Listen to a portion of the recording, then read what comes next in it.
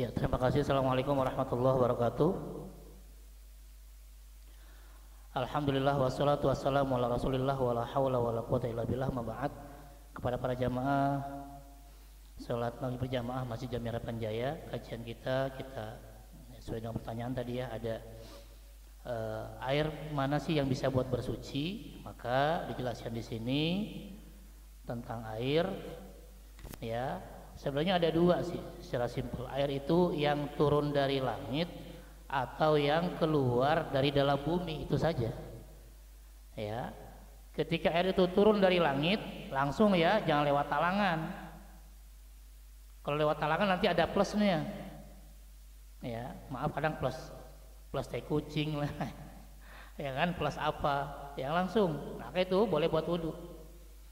Ya, ada dua dalil. Pertama di Al-Furqan surat 25 ayat 48, Bismillahirrahmanirrahim, wa anzalna minas sama'i ma'an tahura. Allah turunkan dari langit air yang sangat bersih. Lalu di Al-Anfal ayat 11, wa yunazzilu 'alaikum minas sama'i ma'an liyutahhirakum bih. Allah menurunkan air hujan dari langit kepadamu untuk mensucikan kamu dengan hujan itu. Ya, kemudian diperkuat oleh hadis Nabi ketika laki-laki bertanya, ya, ketika dia akan pergi ke laut, wa nahmilu ma'anal qalil minal ma, tapi kami cuma bawa air sedikit, cuma buat minum doang. Fa in tawadda'na bihi atishna, kalau kami pakai buat wudu, ya kami aus. Maka afana tawadda'u bima'il bahri, boleh enggak berwudu dengan air laut? Kata Rasul, huwa tahuru ma'uhu, air laut itu tahur, suci dan mensucikan. Al-hillu maitatuhu, bangkainya halal dimakan. Sehingga hadisnya juga jelas riwayat Abu Daud, Tirmidzi, dan beliau mengatakan hadis ini hasan sahih. Riwayat Imam Nasai, Imam Malik dalam kitab Al-Muwatta, Imam Syafi'i dalam kitab Badi'ul Minan, dan juga Imam Ahmad. Sehingga dari hadis tadi dikatakan minimal ada dua yang bisa kita ambil kesimpulan. Pertama, bahwa air laut itu bisa buat bersuci, berwudu, mandi hadas, ya, bersihkan najis. Dan yang kedua, halalnya bangkai dari hewan yang hidup di laut. Bukan halalnya bangkai yang di laut, bukan, bangkai dari hewan yang hidup di laut. Kalau bangkai hewan yang mati di laut, nanti sapi kejebur mati, halal. Ya, kata-kata al-hillu maitatuhu maksudnya hewan ini hidupnya di laut, kemudian jadi bangkai, halal, ikan, cumi dan semuanya. Mau yang kecil dari yang teri sampai yang besar, paus, halal. Ya, bangkainya halal dimakan. Oke ya. Nah, dari dua ayat dan satu hadis ini akhirnya ulama menganalogikan semua air yang keluar dari bumi pun jadi bisa untuk bersuci, baik air sungai, mata air, air sumur, air hujan, ya, salju, air es, dan termasuk wa kullu ma yasilu ilal buyut wal masakin al yaum. Setiap air yang mengalir ke rumah, air pam, walaupun asalnya air najis kan. Coba lihat sumbernya dari mana tuh. Kali sini kan, ya, dari yang merah, kuning, hijau, biru kan ada tuh di kali ya. Tapi karena sudah dibersihkan, ya, lewat proses apalah, pokoknya sampai ke rumah itu sudah bersih, berarti dia boleh juga buat berwudu, mandi hadas maupun membersihkan najis. Gitu ya. Jadi bab itu cuma buat tiga aja, buat wudu, buat mandi hadas, dan membersihkan najis, itu aja. Nah, itu poinnya. Oke, kita masuk ke pembagian air. Dalam mazhab Syafi'i ada tiga. Ada air yang suci dan mensucikan. Inilah air yang bisa dipakai buat wudu, mandi hadas, dan membersihkan najis. Harus yang pertama. Yang kedua, air suci tapi tidak mensucikan. Ini nggak bisa buat wudu, nggak bisa buat mandi hadas, nggak bisa buat bersihkan najis. Suci tapi tidak mensucikan. Apalagi yang ketiga, air najis, sudah pasti nggak bisa. Ya, jadi yang bisa yang mana? Yang pertama saja, suci dan mensucikan. Mana itu? Yang tidak disebutkan, air yang turun dari langit atau air yang keluar dari dalam bumi. Itu suci dan mensucikan. Oke? Baru nanti kita bahas satu persatu. Nih, yang pertama disebut air mutlak. Air yang masih asli seperti yang Allah ciptakan.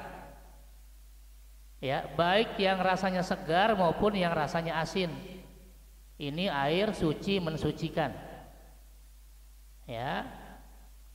Satu syaratnya itu. Yang kedua, syaratnya air ini belum bercampur dengan zat yang lain. Misalnya air campur sama kopi, ya nggak bisa lagi buat wudhu. Buat apa dong? Ya tambahin gula aja buat minum. Lalu tambahin susu lebih enak lagi kan? Ya. Jadi yang pertama airnya harus yang asli. Yang kedua bukan yang bercampur dengan zat-zat yang lain yang merubah keaslian airnya. Tapi kalau cuma kecampur sedikit doang kopi nggak apa-apa. Kalau campurnya satu saset ya tinggal minum. Lalu bukan air bekas wudhu, bukan juga air bekas mandi hadas, bukan juga air bekas menghilangkan najis. Ya, bukan air sisa, air bekas. Maksudnya gini, misalnya kita wudhu nih di keran, di bawah keran itu ada air, ada ember. Kan kita bekas wudhu kan netes ke ember kan, itu namanya air bekas wudhu. Ya, jadi kalau air bekas wudhu dalam mazhab Syafi'i nggak bisa dipakai lagi. Makanya hati-hati, kadang orang wudhu nih di bawah kerannya ada ember, terus abis kepala, telinga, kakinya pakai air di ember, ya nggak sah. Karena air yang di ember itu air bekas wudhu. Tetap cuci kakinya pakai air keran. Baru nanti buat bersihin itu baru pakai yang itu pakai ember ya. Jadi tetap untuk berwudhu semua pakai air yang ada dari keran, jangan yang di ember. Karena yang di ember itu udah bekas wudhu. Ya, bukan bekas air wudhu, bukan bekas mandi hadas, ya, bukan juga bekas menghilangkan najis. Lalu yang berikutnya, bukan air yang bercampur dengan zat cair suci lainnya. Misalnya apa yang zat suci lainnya? Campur sama sirup. Ya, air campur sirup ya diminum lah. Air campur susu gitu ya, udah tinggal diminum.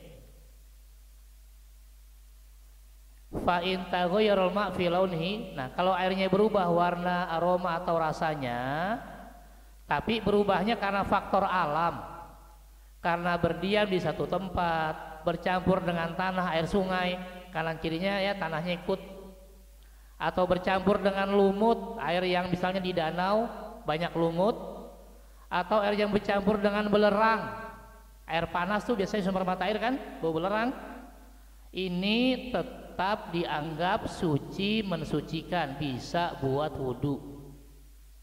Kalau faktor alam, ya misalnya ada air di danau, lalu banyak pohon di sana, daunnya rontok, kan berubah warnanya kan, karena rontokan dari daun, nggak apa-apa, itu berubahnya karena faktor alam, nggak ada masalah. Ya, tetap bisa dipakai buat wudhu, buat mandi hadas maupun membersihkan najis. Ya, tapi jika air bekas wudhu, bekas mandi hadas atau bekas membersihkan najis, maka air tadi tidak bisa buat wudhu, mandi hadas dan bersihkan najis lagi. Dia hanya tohir saja. Ya, bisa dua kemungkinan, bisa dianggap suci tapi tidak mensucikan, bisa dianggap air justru najis. Termasuk juga air yang bercampur dengan zat cair yang suci yang merubah nama air tersebut, maka dia dianggap suci tapi tidak mensucikan.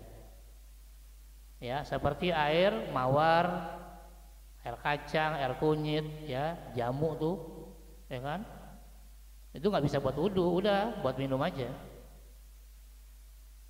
Ya, fa in khalal ma min hadhil mutaghayyir. Tapi kalau air tadi tidak bercampur dengan zat yang lainnya, maka namanya air mutlak. Inilah air yang bisa dipakai buat wudhu, mandi hadas maupun membersihkan najis.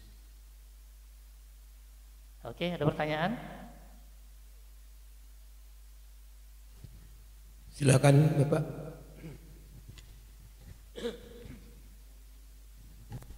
Waalaikumsalam. Assalamualaikum warahmatullahi wabarakatuh. Assalamualaikum warahmatullahi wabarakatuh. Ustadz yang kami hormati, tadi di atas tadi ada salah satu sumber dalam rangka untuk sumber air itu ada kias dan analogi kan itu. Kalau nggak salah kan sumber hukum Islam itu ada Al-Quran, hadis, ijma, kias kan gitu. Iya. Nah, kias dan analogi itu kuat nggak sebagai kaidah hukumnya gitu? Itu yang pertama. Yang kedua, apa yang dijelaskan Pak Ustadz ini dalam kondisi normatif gitu. Tapi dalam fenomena-fenomena tertentu, kita pada saat survei di lapangan, kita kan ke hutan atau ke mana itu menemui danau kan itu, atau perumahan-perumahan kampung yang mana air itu tidak mengalir. Nah, wudhu kita itu sah nggak kalau nggak mengalir itu air? Jadi istilahnya kita kita ambil itu.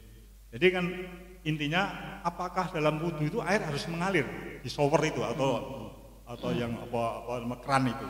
Kan kalau di kampung-kampung kan nggak ada Pak itu. Yang mengalir. Nah, itu. Saya rasa itu Pak Ustaz. Terima kasih. Assalamualaikum warahmatullahi wabarakatuh. Waalaikumsalam warahmatullahi wabarakatuh. Yang lain Bapak? Ada Ibu? Silakan. Assalamualaikum warahmatullahi wabarakatuh. Waalaikumsalam warahmatullahi wabarakatuh. Mohon penjelasan Pak Ustadz. Bagaimana dengan keadaan andai kata kita dalam perjalanan, sementara dalam perjalanan itu kita anggaplah banjir besar gitu ya. Nah sementara kita jalan di tengah banjir, otomatis kan pakaian kita itu terkena ya entah najis atau apa yang nggak mungkin untuk dihindari. Sementara di saat yang sama kita harus melaksanakan sholat. Nah itu bagaimana, apa yang harus kita lakukan di saat kita sholat dengan kondisi keadaan yang seperti itu, sementara tidak ada pakaian untuk salin untuk kita bisa sholat lebih baik. Mohon penjelasan. Assalamualaikum warahmatullahi wabarakatuh. Waalaikumsalam. Tunggu.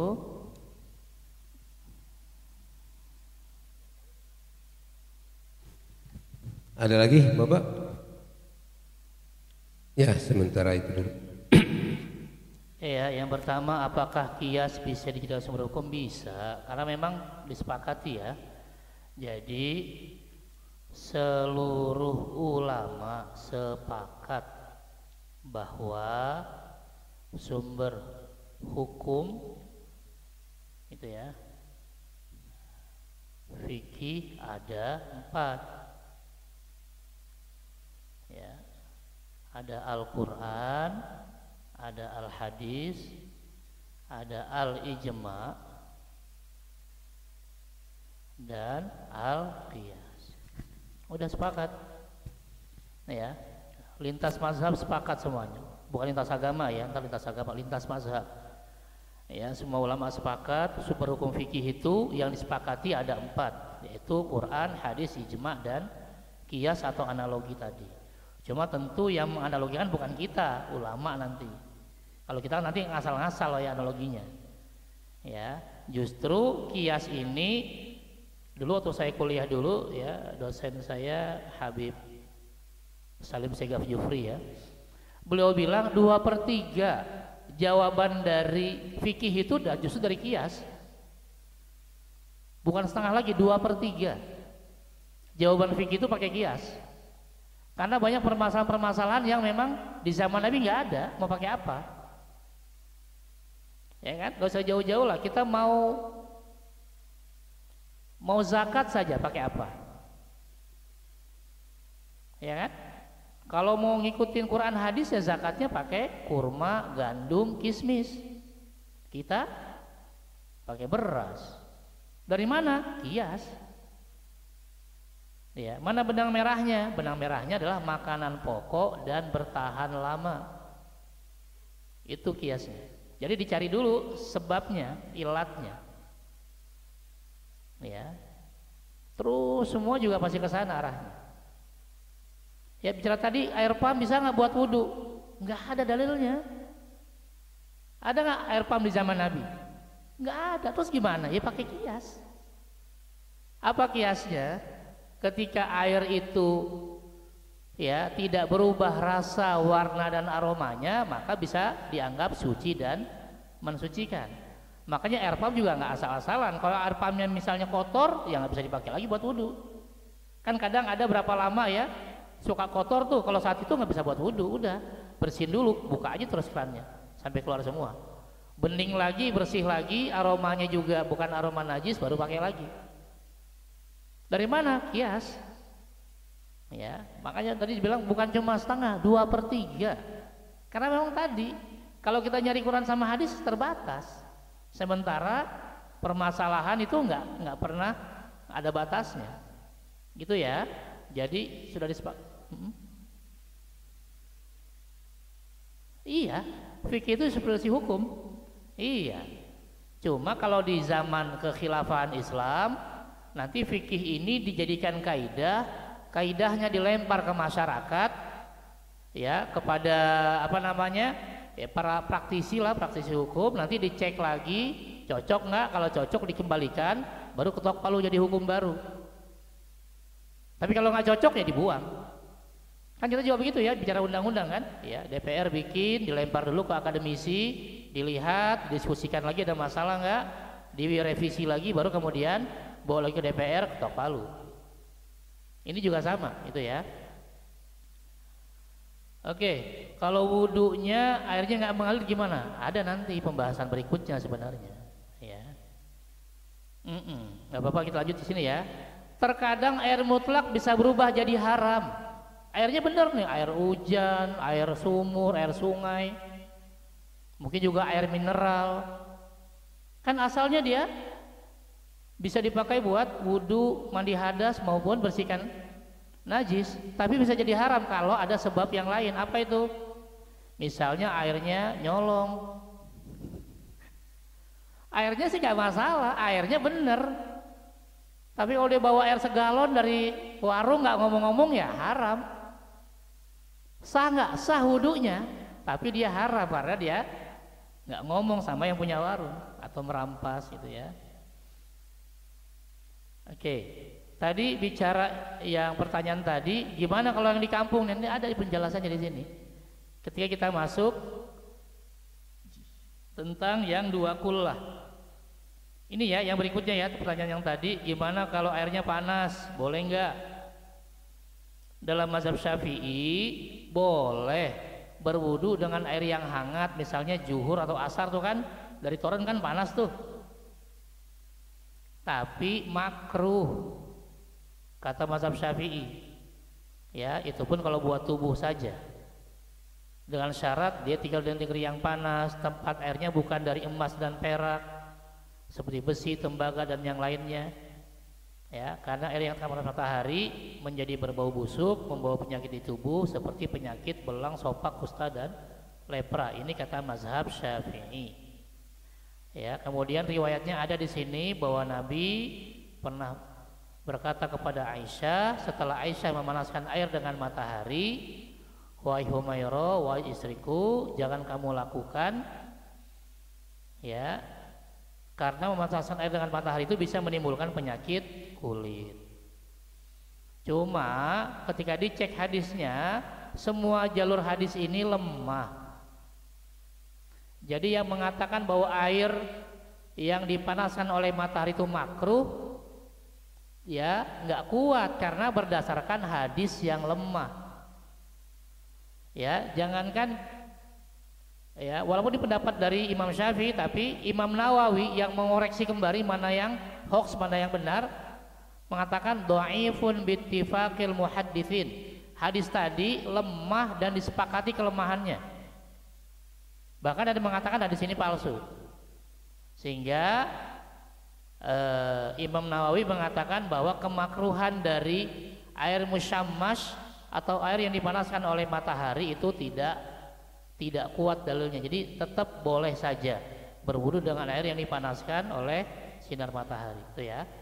Walakin Nawawi jazama bi'adami karahati dzalik. Imam Nawawi mengatakan enggak makruh.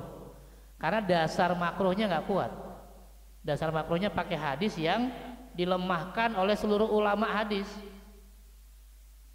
Ya, juga bicara tentang kesehatan katanya menyebabkan penyakit kulit ya enggak juga. Ya, sehingga kembali ke dalil umum bahwa air yang dipanaskan itu disepakati boleh. Oke ya. Kita kembali ke yang berikutnya ini tadi. Nah, gimana kalau airnya yang diam? Nih, ada air yang suci tapi tidak mensucikan. Pertama, air yang sedikit yang sudah dipakai untuk bersuci dari hadas, seperti wudhu atau mandi hadas. Maka bekas air tersebut menjadi air suci tapi tidak mensucikan, nggak bisa lagi buat wudhu. Ya, kenapa dianggap suci? Ini ada hadisnya. Rasul pernah menjenguk sahabatnya. Saat itu sahabatnya pingsan karena sakit. Lalu Rasul berwudu dan bekas air wudunya disiramkan ke badan sahabatnya yang sakit. Seandainya air bekas wudu tadi tidak suci kan nggak boleh, berarti kan dianggap najis. Ternyata Rasul menyiramkan bekas air wudunya ke sahabatnya yang sakit, berarti air itu dianggap suci, tidak najis maksudnya. Hadis ini riwayat Bukhari Muslim.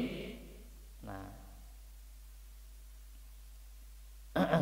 kemudian ini air musta'mal juga, tapi dia tidak mensucikan, tidak bisa dipakai buat wudu dan mandi hadas, karena ada hadis dari Abu Hurairah, ya, bahwa Nabi pernah bersabda, janganlah kamu mandi di air yang diam, tadi itu. Jangan mandi di air yang diam, sedang kamu dalam keadaan junub. Lalu mereka bertanya, bagaimana yang harus kami lakukan ya Abu Hurairah? Ya, kemudian Abu Hurairah menjawab, ya tanawalu tanawulan, mengambil air segayung-segayung. Ya, bukan ngobak begitu, bukan. Maka kalau tadi tetap memaksa berwudu atau mandi di air yang diam, maka hukum wudu dan mandinya jadi tidak sah. Karena kan airnya kembali lagi ke situ, jadi air bekas. Ya. Oke, terus kapan bolehnya? Nah, ya, tadi kenapa nggak boleh? Karena dia bukan air mutlak. Ya, sedangkan kita berwudu itu untuk mendekatkan diri kepada Allah. Ya, sedangkan air musta'mal tidak bisa mengangkat hadas, tidak bisa juga untuk membersihkan najis. Oke, kita lanjut pertanyaan saja tadi ya. Nah, gimana kalau nggak ngalir? Maka nanti dalam mazhab Syafi'i ada dua, ada yang namanya air sedikit, ada air banyak. Kalau air sedikit ini, ya, ini terbatas. Kalau sudah bekas, dia tidak bisa dipakai buat bersuci. Kalau air bekas ya, maksudnya apa? Air diam kan tadi dipakai lagi ya. Tapi kalau air banyak, maka air bekasnya bisa dipakai berkali-kali untuk bersuci. Itu bedanya ya. Iya, misalnya dipakai buat wudhu lagi kan di kampung begitu ya.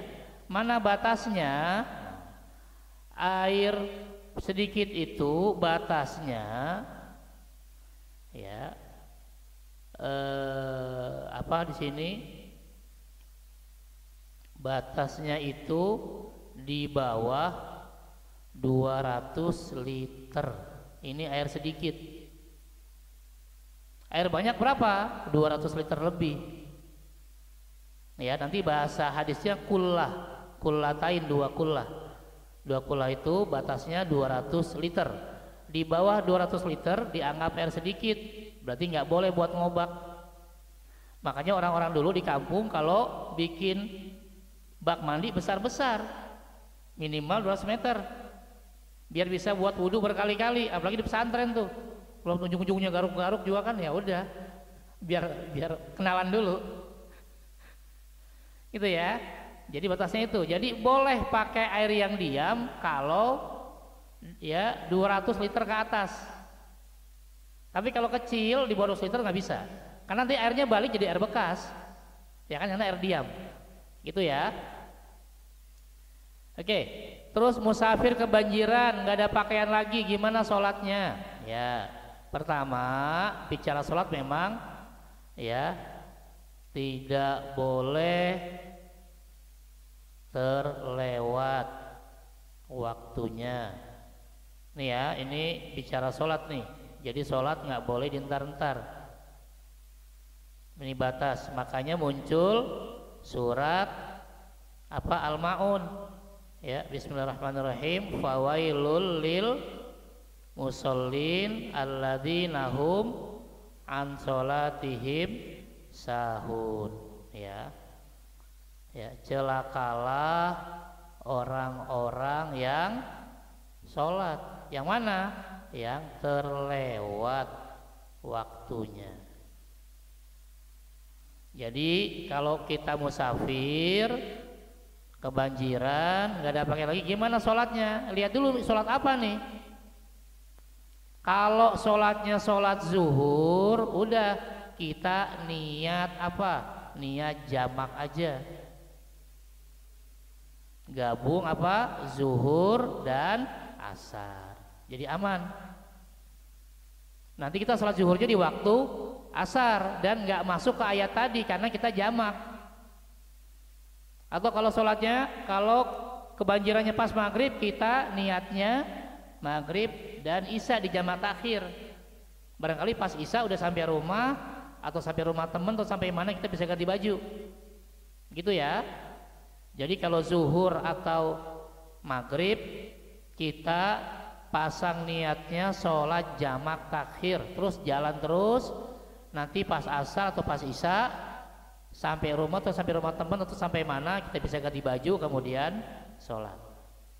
Nah repotnya ini kalau pas subuh, ya kan, mau dijamak kemana subuh? Ke zuhur, bisa nggak? Nggak bisa, jamak lumrah itu mah. Ya, kalau kejadiannya subuh, nah ini yang repot. Ya, kita mau entar-entar jam 7 jam 8 nanti kena ayat ini nggak boleh. Ya, terus gimana? Maka dalam mazhab Syafi'i tetap sholat dalam keadaan apapun, namanya sholat untuk menghormati waktu. Sah nggak sholatnya? Tidak sah. Terus nanti sampai tujuan diganti sholatnya, dikodok, gitu ya. Tetap sholat walaupun dengan pakaian yang kena najis, walaupun kita nggak bisa wudhu, tetap sholat. Namanya sholat menghormati waktu. Kenapa tetap sholat? Kalau nggak sholat kena ayat ini, fawailul lil musallin alladzina hum an sholatihim sahun. Kalau kita terlewat waktunya celaka. Gimana biar nggak celaka? Ya sholat. Tapi kan nggak asal, ya tinggal diulang daripada nggak sholat. Makanya termasuk yang berangkat umroh atau haji, berangkatnya malam, nanti sampai ya Arab Saudinya jam 8 atau jam 9, dipastikan kan sholatnya di pesawat. Ya sudah sholat. Kalau dianggap nggak sah sholatnya, ya tinggal nanti sampai bandara ulang lagi sholatnya, sholat subuhnya, gitu ya. Jadi entar sampai telat, nggak boleh. Justru kena ayat ini celaka kita. Oke, gitu ya jawabannya ya. Monggo ada yang lain? Atau kita lanjutkan bicara airnya? Assalamualaikum warahmatullahi wabarakatuh. Waalaikumsalam. Belum dipersilakan. Bahaya man. Bahaya laten. Saya tanya mengenai itu, Pak Ustadz, mengenai ikan di laut, bangkainya mati tetap halal. Yang saya tanyakan, gimana kalau bukan di laut tapi air tawar tapi luas atau deras seperti danau, air danau Toba, danau Sikarak, danau Maninjo atau danau Laut Hitam. Laut Hitam kan bukan laut Pak, sebetulnya danau itu. Laut bukan, Laut Merah itu Ya itu Pak. Apakah bisa itu? Karena seperti sungai-sungai di Kalimantan yang sungai Kapuas, sungai Bari itu kan sungainya besar-besar, lebarnya aja 1 kilo Pak. Dan airnya mengalir deras. IKN lagi Pak ya? Iya. IKN dari sana ya? Airnya itu, ikan yang di situ tuh kalau mati, apa ikan pokoknya makhluk laut, makhluk air tawar yang di situ mati apa juga halal atau enggak? Ya itu pertanyaannya halal apa enggak? Terus satu lagi apa tadi saya lupa Pak. Apa ya tadi ya?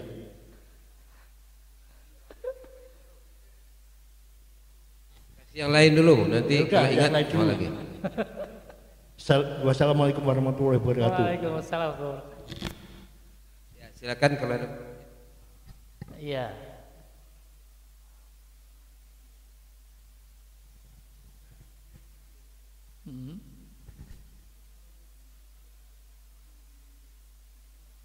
Iya.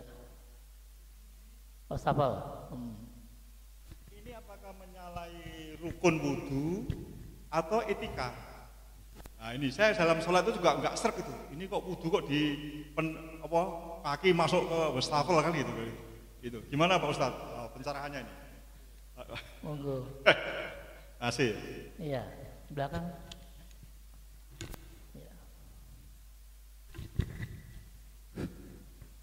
Assalamualaikum warahmatullahi wabarakatuh. Waalaikumsalam warahmatullahi. Ustadz, yang pertama apa hukumnya kita berbicara pada saat berwudu menurut mazhab Syafi'i?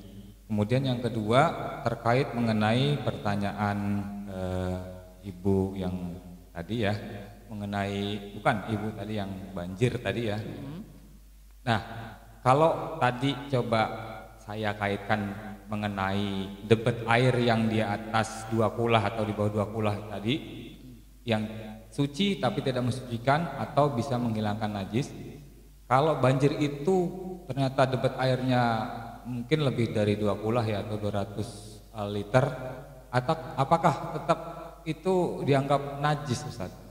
Nah, terkait juga pertanyaan Pak Arif tadi mengenai ikan yang mati bukan ikan laut, itu kan bangkai. Nah, bangkainya itu kalau di danau yang notabene luas, apakah airnya juga najis gitu? Itu aja Ustaz. Waalaikumsalam warahmatullahi wabarakatuh. Assalamualaikum warahmatullahi. Satu lagi Pak Ustadz. Wah. Assalamualaikum warahmatullahi wabarakatuh. Salam.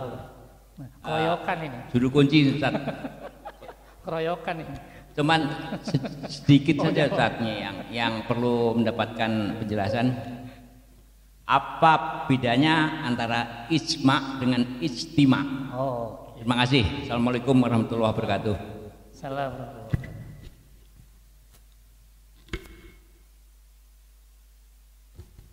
Ya cukup dulu barangkali pertanyaannya ya diminta dia Ustaz karena waktu. Iya. Oke ya. Masih lupa Pak ya? Iya, ikan di laut bangkainya halal bangkai dengan ikan tawar. Iya, ini tadi jadi kias lagi. Ini jadi dikiaskan.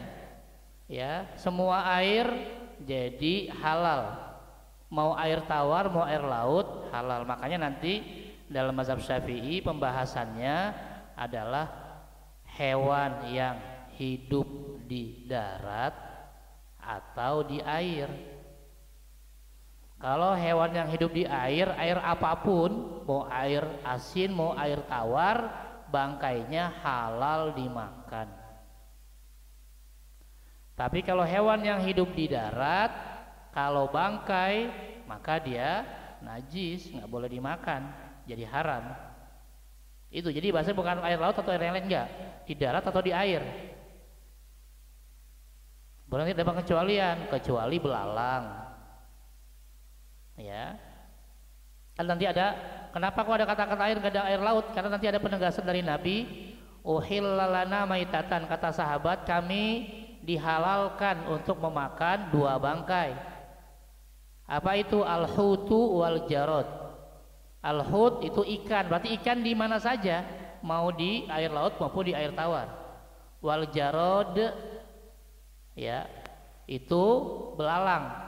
Berarti semua hewan darat asalnya jadi bangkai dan haram dimakan kecuali belalang.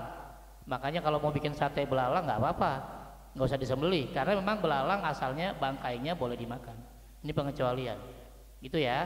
Jadi nanti kita bicara fikihnya sudah tidak dibedakan mau air mana saja, mau air laut, mau air tawar, sama saja dianggap hewan yang hidup di air, maka bangkainya halal dimakan. Oke, wudhu di wastafel. Kenapa? Ya selama ya rukun-rukun wudhunya terpenuhi nggak ada masalah. Ya kan cuma 6 niat, kemudian basuh muka, basuh ya tangan sampai siku, lebih boleh kurang jangan.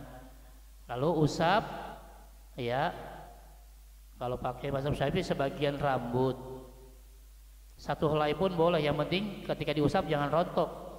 Baru kemudian basuh kaki sampai mata, kaki terakhir tertib, udah jangan diacak, jangan kaki dulu baru muka, nggak sah ya. Jadi mau di wastafel mau dimanapun selama urutannya ini niat, muka, tangan, rambut, kaki sah ya, aman ya. Oke, hukum berbicara saat berwudu, sah wudunya ya, cuma dia makruh ya, tapi sah wudunya ya. Karena suatu hari Nabi pernah lagi wudu, ada ya mengucapkan salam, Nabi diam aja cuma melambaikan tangan ya. Seandainya itu nggak ada masalah, Rasul pasti menjawab salamnya, karena kan menjawab salam wajib ya. Oke, banjir lebih dari 2 kula 200 liter, apakah dianggap najis? Nah, untuk yang air ini tadi, air 2 kula nanti ada tambahannya ya. Kalau air yang 2 kula tadi terkena najis, nah, lalu merubah rasa, warna atau aromanya menjadi najis, maka dia masuk air najis ya. Walaupun tadi banjirnya luar biasa, mungkin sampai naik ya ke lantai 1 dan seterusnya, tapi airnya nyampur sama najis, nyampur sama air got, nyampur sama kotoran ya, semua lumpur, maka dia dianggap air najis ya, bisa dipakai. Tapi kalau ya yang kita lihat tuh kayak banjir di Jepang tuh ya, kayak ngelihat akuarium, nah itu nggak masalah, bersih banget tuh ya. Jepang banjir aja bersih, itu airnya tetap bisa dipakai buat wudhu. Kita jangankan banjir, baru hujan dikit keluar dari gotnya udah ngering liatnya ya, kita nyemplungnya udah nggak kelihatan kaki kita ya. Jadi kalau 2 kulah itu bedanya apa tadi? Kalau air sedikit dalam mazhab Syafi'i, air sedikit kena najis sedikit atau banyak, merubah atau tidak merubah, udah nggak bisa dipakai buat wudhu ya. Tapi kalau air yang banyak 2 kula atau 200 liter atau lebih, selama tidak berubah jadi najis, tidak berubah rasa, warna atau aromanya, dia tetap dianggap bisa dipakai buat wudhu. Nah, jadi saya bilang tuh yang di pesantren klasik ya, pesantren salaf, atau yang di musola di kampung-kampung kan besar tuh buat wudhunya kan, ngobak di sana kan ya, santri berapa banyak, masyarakat berapa banyak wudhu di situ, tapi memang airnya lebih dari 200 liter dan tidak ada najis. Seandainya ada pun nggak berubah airnya, maka tetap suci. Tapi kalau air yang masuk merubah air tadi menjadi najis, maka sudah nggak bisa dipakai buat bersuci. Gitu ya. Oke, ini udah sekalian tadi bangkai di air tawar sama saja dengan air laut. Terakhir perbedaan ijma dengan ijtima, beda tipis ya, sama-sama ngumpul dari jamaah ya. Dari kata jamaah artinya berkumpul, atau artinya yang kedua tekad yang kuat. Ini arti bahasanya ya. Jamaah punya 2 arti, 1 berkumpul, 2 tekad yang kuat. Ini menurut bahasa. Menurut Islam baru kita bedakan ijma itu apa. Ijma menurut istilah usul fikih ya, berarti kesepakatan ulama. Azan dulu ya.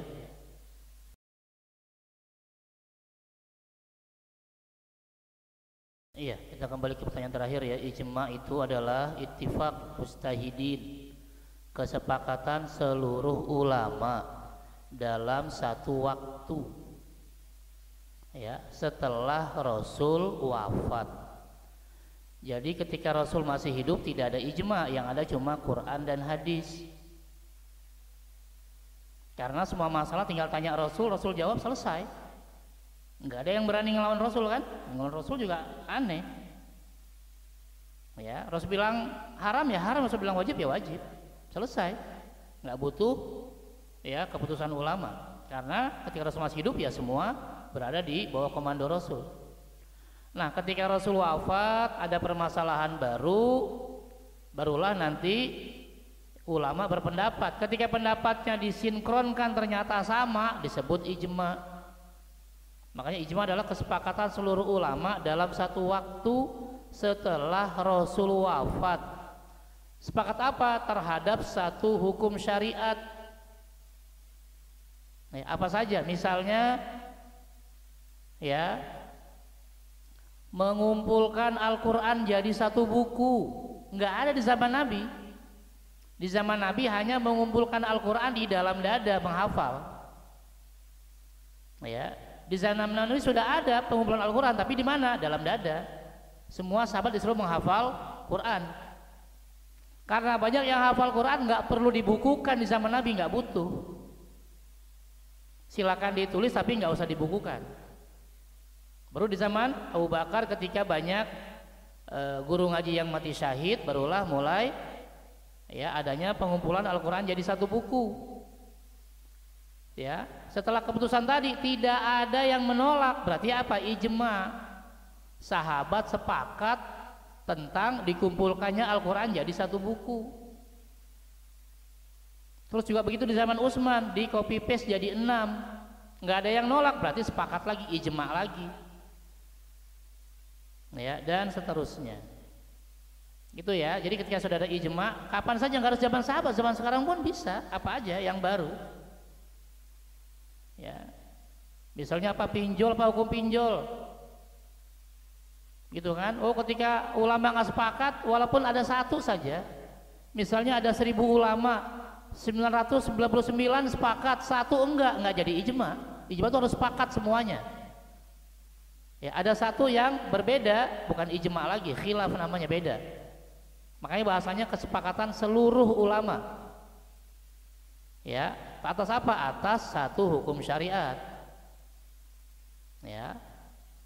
Sedangkan ijtima itu berkumpulnya fisiknya. Maka dulu kan ada istilah tuh di zaman 2019 istimewa ulama katanya. Wah, waktu zaman politik tahun 2019, istimewa ulama nih. Bahwa kita milih A atau milih B. Bukan ijma, ijtima, ngumpul aja fisiknya. Makanya istimewa apa? Oh, istimewa jamaah masjid jami, ya udah ngumpul aja fisiknya. Hasilnya sepakat nggak? Ya nggak tahu. Kalau sepakat jadi ijma, kalau nggak ya enggak. Jadi istimewa itu cuma fisiknya saja yang ngumpul. Istimewa RT 1 RW 12 ngumpul semuanya, nggak ada yang nggak hadir, semuanya hadir. Itu istimewa, ngumpul fisiknya. Ya, jadi kalau istimewa bicara fisik saja. Tapi kalau bicara ijma adalah kesepakatannya. Dan ini sudah kesepakatan seluruh ulama. Gitu ya, itu bedanya. Kalau ijma fisiknya saja. Makanya yang berkumpul siapa? Oke, itu ya. Atau ada yang lain? Iya, Bung. Fadhol, saya.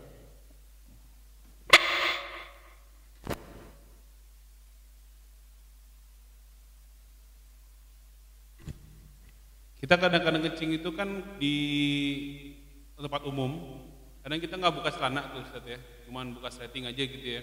Kadang kita nggak tahu nih ini keseripatan atau enggak, dan itu termasuk najis nggak tuh celana gitu ya. Apa tuh? Kecipratan, kita kan nggak tahu dia kecipratan atau enggak atas kencing tadi kita itu. Oh iya. Ke celana, kita kan nggak tahu nih. Iya. Nah itu kita hukumnya gimana tuh? Kita menganggap ini nggak kena atau kena. Terus kalaupun kena, Ustaz, itu ketika udah kering itu masih dihukumi najis atau enggak gitu ya? Karena kan ada hadis dari yang Aisyah kalau nggak salah itu ya. Ketika Nabi ada kena noda ya, baju Nabi apa celana Nabi gitu ya, kena noda sperma atau apa gitu yang dikeringkan, dan itu boleh dipakai sholat. Nah kalau kencing itu gimana nih dasar di sini ya? Boleh nggak ketika kering itu kita pakai baju pakai itu untuk sholat lagi? Gitu Ustaz. Assalamualaikum warahmatullahi wabarakatuh. Waalaikumsalam. Pindah bab lagi ya. Betul, Daripada Ustaz. bab najis nih. Hanya satu Iya. mengenai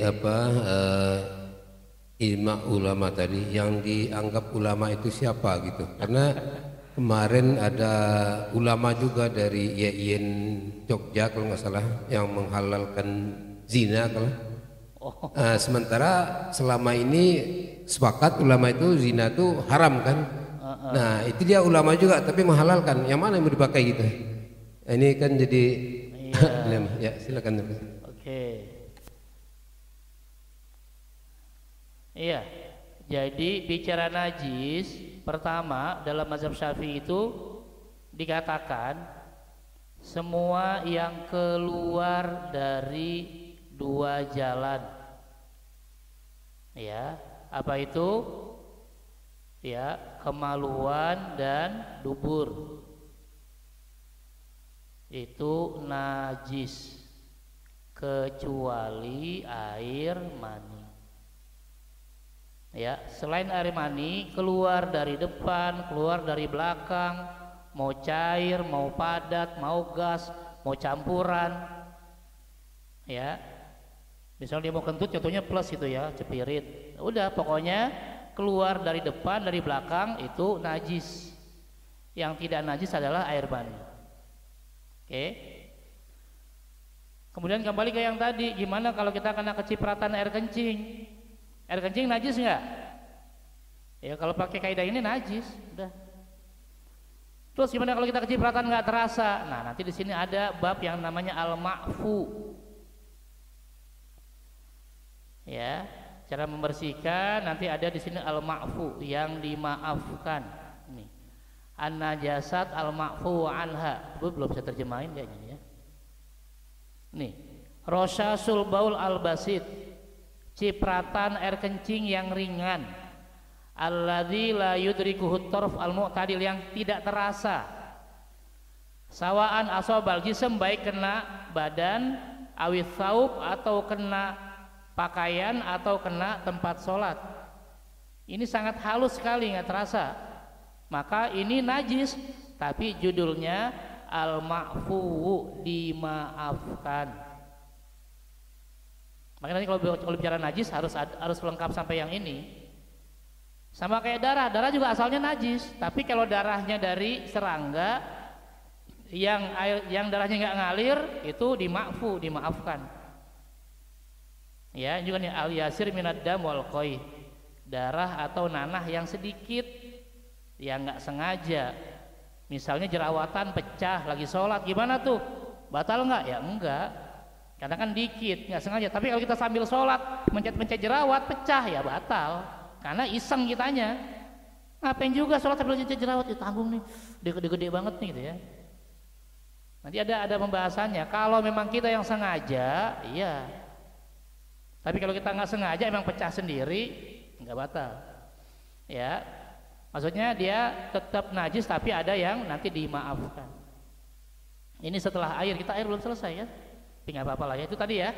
Jadi selama memang tadi cipratannya kita nggak terasa, nah tapi nanti ada kata Nabi, kalau kita khawatir ragu, ambil air sedikit, kita cipratkan di tempat yang kemungkinan di situ ada bekas najisnya.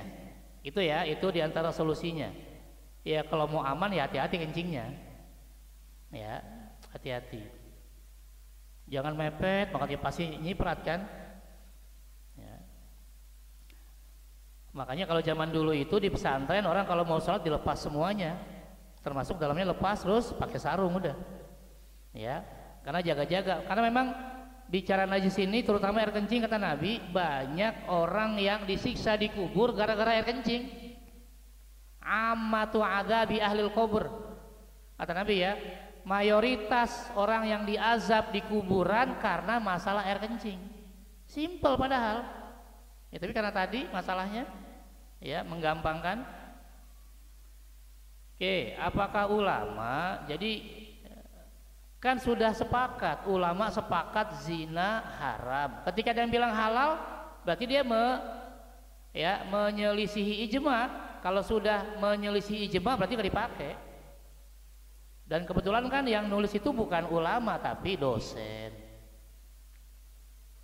Iya bukan ya. Kalau ulama beda ya. Dan nggak semua ulama itu disebut mujtahid. Kalau bicara ijma itu harus mujtahid ya, orang yang memang sudah paham tentang seluk-beluk fikihnya. Ya, kalau kemarin itu ya dia kebetulan dosen, ya dia juga ngambil S3, tapi justru metode yang dipakai juga bukan metode usul fikih, metode yang memang ternyata bermasalah. Ya, makanya ketika jadi viral barulah ditarik lagi. Ya, kalau memang ulama dia nggak bakal mau narik, dia tinggal tetap nggak apa-apa, ini pegangan saya. Ya, sama kayak tadi mazhab Syafi'i bilang, ya, yang mengatakan bahwa semua najis kecuali ya, kecuali air mani. Itu ditentang habis-habisan di zamannya. Ya, kata ulama yang menentang Imam Syafi'i mengatakan, Imam Syafi'i, okelah Anda bilang mani itu nggak najis, suci. Tapi kan jalan keluarnya sama, air kencing lewat situ, madhi, ya termasuk semua, kan cuma satu salurannya kan, saluran kemaluan laki-laki. Seandainya air mani dianggap tidak najis, tapi kan keluarnya lewat saluran air kencing, dan air kencing najis, berarti kalau air mani lewat situ kan kena najis juga. Ya, itu perdebatan antara Imam Syafi'i dengan orang-orang yang mengatakan tetap bahwa air mani najis karena salurannya biasa dipakai buat air kencing. Apa kata Imam Syafi'i? Betul, salurannya itu saluran najis, saya percaya. Tapi yang jadi masalah, Aisyah pernah mengerik bekas air mani Rasul yang sudah kering, lalu Rasul langsung sholat dan mengerik sisa air maninya masih ada nggak? Di baju ada sisa air mani yang kering, maaf kayak ingus, dikerik, masih ada nggak sisa air maninya? Masih. Lalu Rasul sholat, berarti sholatnya bawa sisa air mani nggak? Bawa. Seandainya air mani najis, Rasul sholatnya nggak sah. Berarti apa? Air mani tidak najis, berarti sholatnya Rasul sah. Kenapa? Karena kalau ada sesuatu yang berbeda, Jibril pasti datang, ya kan? Kasus yang Rasul sendalnya ada kotoran saja, Jibril datang. Di tengah-tengah sholat Rasul lepas sendal, sahabat ikut-ikutan lepas. Begitu selesai salam, sahabat tanya Rasul, kok lepas sendal? Emang nggak boleh pakai sendal lagi sholat? Karena zaman dulu masjidnya masih tanah. Apa kata Rasul? Bukan. Tadi lagi waktu saya sholat, Jibril datang ngasih tahu di sendal saya ada kotoran, ada najis, saya lepas. Jadi nggak mungkin Rasul kalau ada masalah diam aja, Jibril pasti ngasih tahu. Apalagi tadi masalah itu. Dan Aisyah juga cukup mengeriknya. Kenapa? Karena Aisyah tahu bahwa air mani nggak najis. Seandainya najis, Aisyah pasti bilang, maaf ya Rasul, tolong ganti baju. Itu ada bekas air mani, ntar saya cuci, gitu kan?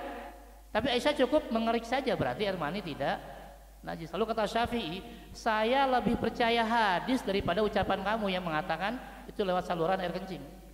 Karena itulah Imam Syafi'i mendapat gelar Nasirus Sunnah, pembela sunnah Nabi. Ya, jadi kalau dia bilang, oh Syafi'i nggak tahu hadis, dia yang bela hadis kok. Ya, kita yang nggak tahu apa-apa, gitu ya. Oke ya, cukup. Terima kasih. Assalamualaikum warahmatullahi wabarakatuh.